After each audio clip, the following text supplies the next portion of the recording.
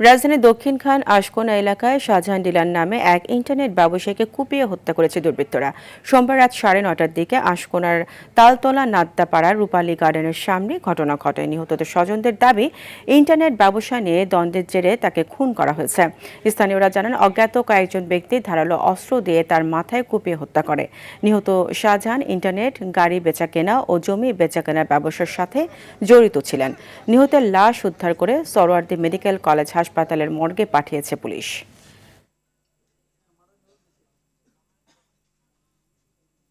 এটা 15 লাখ টাকা চাঁদা চাইছিল। তখন আমার ভাই নিষেধ করছে যে আমি চাঁদা দেব না। তখন তারা মিটিং থেকে সরে গেছে, আমার ভাই চলে আসে। যারা এটার ভিতরে আছে, সরকার এবং প্রশাসন, আমার ফ্যামিলি, যে একটু সুষ্ঠুভাবে তদন্ত করে